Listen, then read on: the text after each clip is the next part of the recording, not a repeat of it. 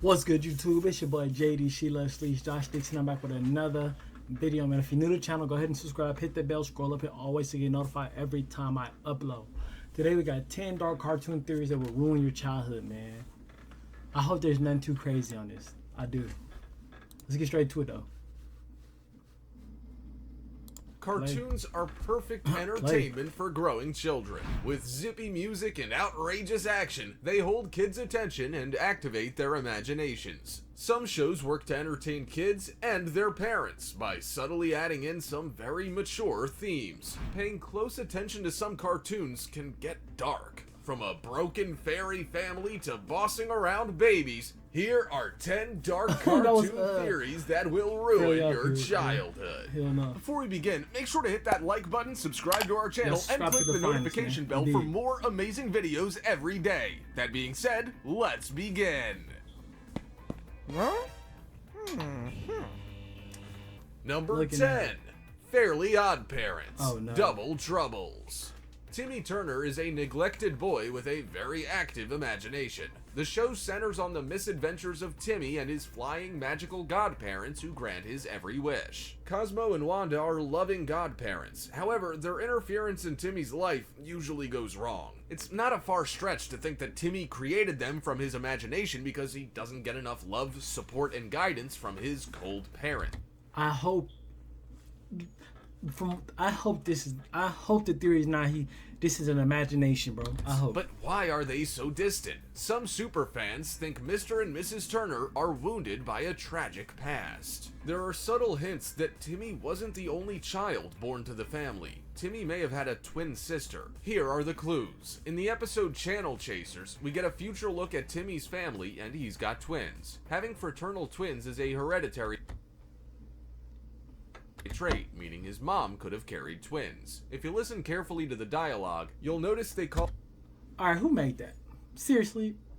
Who made this, bro? Timmy That's their crazy. only son, not necessarily their only child. Plus, look at how outrageously large his mom is in this flashback. There isn't a lot of material out there to cheer up bereft parents, and maybe creator Butch Hartman has used 16 seasons of the Fairly Odd Parents to help the people he cares about deal with loss. Number 9. The Rugrats are imaginary characters. Whoa. This next theory makes more and more sense the longer you think about it. Rugrats centers on a group of babies that play together in their small neighborhood. We take for granted that all kinds of cartoon characters normally wouldn't talk. Animals, even cars have personalities in the animated universe. Yep. But Rugrats is so low on cartoonish action and high on realism, it does stick out a little that the babies talk. The only kids big enough to talk are Angelica and Susie. Consider this. Angelica, clearly a troubled child, made the babies up in her mind for someone to talk to and terrorize. How is it Phil and Lil are both identical and fraternal twins? Maybe Angelica doesn't understand the biology and just rolled with it. The Pickles, Tommy's... Oh my god, hell no.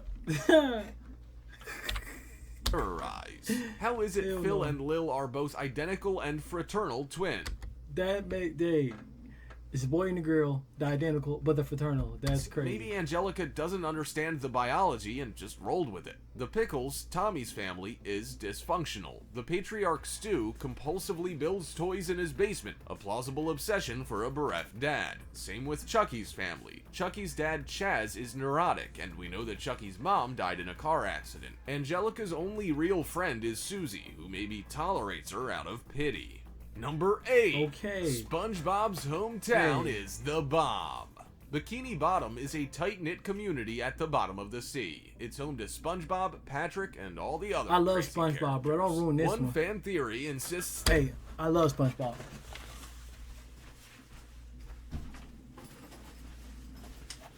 Hey, I love SpongeBob, man. Shout out Sprayground, man. You know what I'm saying? Goddamn, I got the SpongeBob Sprayground backpack and shit. Goddamn. Shout out Spray. Hey, that is not a promotion, bro. That's not a sponsor. This world is so crazy as a result of fallout from a nuclear explosion. The U.S. colonized a group of isolated islands in the Pacific Ocean called Bikini Atoll, anglicized to Bikini Atoll. In the 40s and 50s, the U.S. used these beautiful tropical islands to test bombs. No. No way, no. There's no 67 nuclear weapons were detonated there. No. The name of their town is one coincidence. In fact, the scandalous skimpy swimwear, the bikini, was named to piggyback off the controversy of the bomb testing. The other commonality supporting this fan theory is the constant explosions and the specific familiar form they take. Explosions on SpongeBob SquarePants look remarkably like the footage of the Bikini Atoll explosion. Sometimes this silly show makes such bleak points about work and life, it seems possible it could be a dark tribute. That's so did the radiation make all the characters so wacky? Maybe the pineapple symbolizes a... as well is one of the SpongeBob writers, animators, named Zack Snyder. Zack Snyder is from my hometown, Lawton, Fort Sill. Look it up. I swear to God, Zack Snyder is from Lawton, Fort Sill, Oklahoma, bro. I kid you not. Look it up. Fallout Bunker. What do you think? Number 7. Toy Story 3 equals World War II. Toy Story is a fun, lighthearted story about friends trapped together, owned by something massive compared to their size. The premise is already a little macabre. Before we talk about Toy Story 3, look back at the first two movies. They take place during the space race, and the changing times drive the conflict between Woody and the new guy, Buzz Lightyear. In the third installment, Andy's ready to go off to college, so the toys ponder their fate. Woody rallies the group and gives a speech, which drama buffs can confirm is unusually similar to a scene in The Pianist, an award-winning Holocaust movie. Not a coincidence. After this, Buzz suggests they go hide up in the attic, a common place for old toys, but also the famed hiding place Anne Frank and her family spent years in while hiding from persecution. The story follows a clear Holocaust allegory. The world turns its back on the toys, and they're packed tightly together and carted off to a daycare. The daycare represents the concentration camps. Please don't do this, bruh. Please don't do this, where the toys are sent to die. The toys are neglected, abused, and even incinerated once broken. That's dark enough, but there's a huge visual cue telling us to think deeper about what's going on. There's a world map in all 3 movies, with the map in the third version showing some unfamiliar borders. Knowing how many people work on animated films, especially Pixar films, the inconsistencies can't be an oversight. History buffs who have pondered the changes to maps between the sequels speculate there was a world war between 2 and 3. The similarities are too close to overlook. There are guards, privileged prisoners, all the horrors. The only major difference is the happy ending. In Toy Story 3, the gang is saved by the aliens, reunited with adult Andy, and adopted by a new home. Bonus theory. The ending isn't quite what it seems, and the toys didn't make it out of the incinerator. Maybe they perish, have one last spiritual encounter with Andy, and enter toy heaven. Number 6. What? He just said the toys don't make it out. And adopted by a new home. What? Bonus theory. The ending isn't quite what it seems, and the toys didn't make it out of the incinerator. Maybe they perish, have one last spiritual encounter with Andy, and enter toy heaven. Wow. Number 6. Ed, Edd, and Eddy. Friends I love forever. Ed, and Eddy, baby. Ed, Edd, and Eddy, along with the rest of their gang, explore every square inch of Peach Creek. And I'm starting here, bro.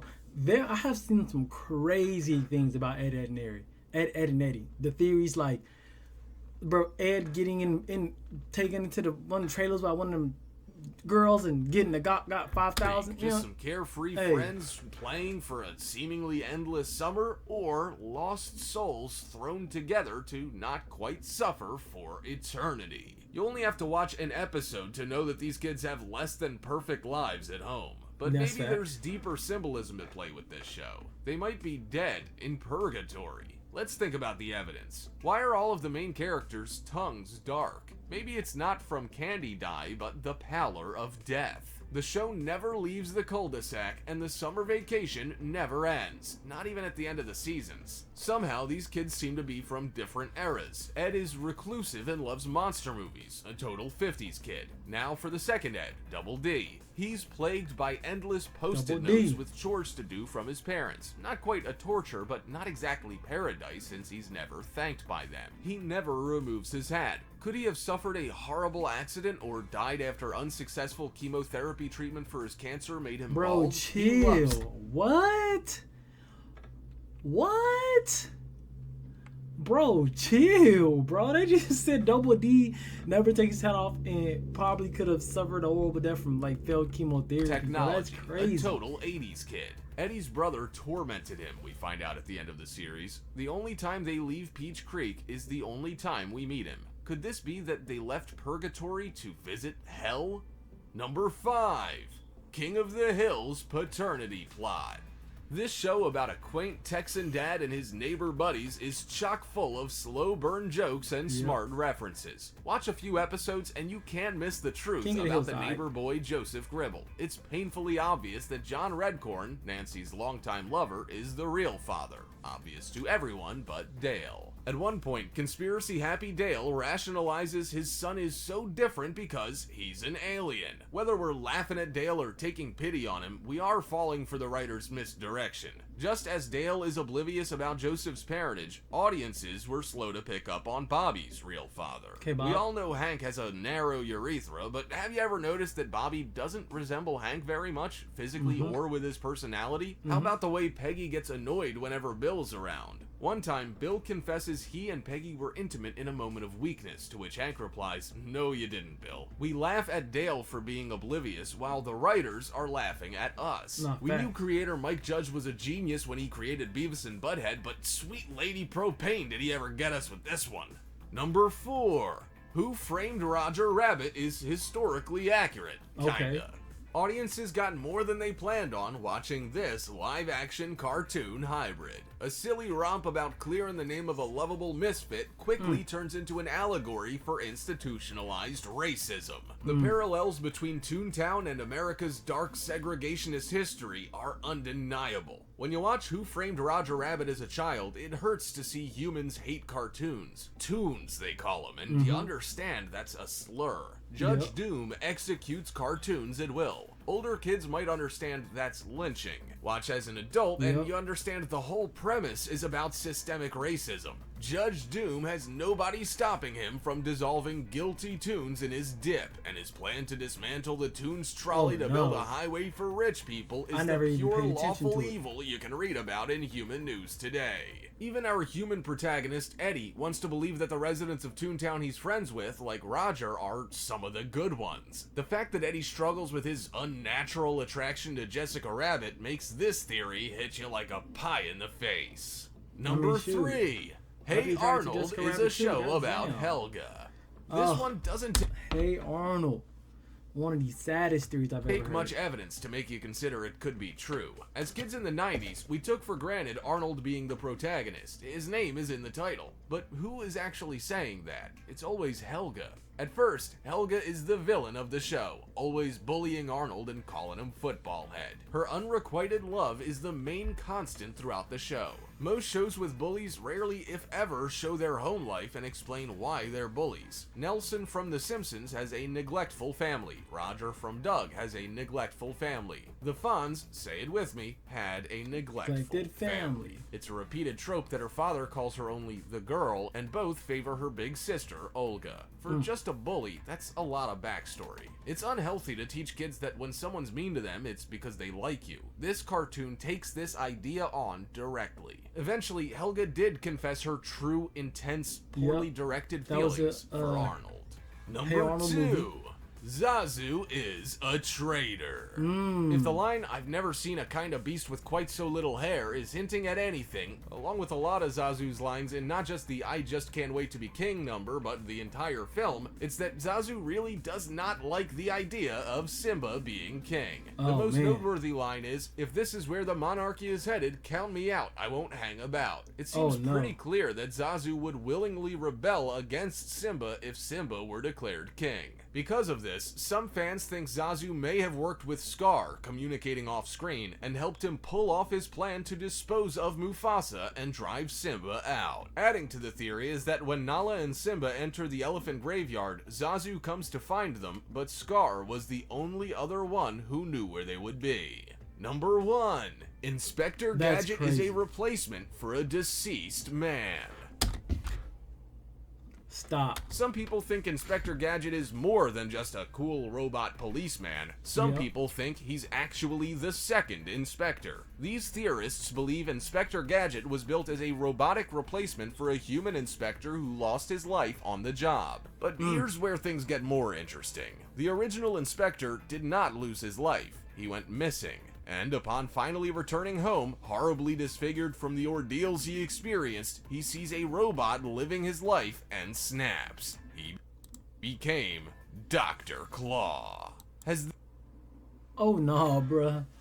Hey, nah. Hey, y'all tell me what y'all think about those theories, man. What was the craziest theory to y'all, bruh?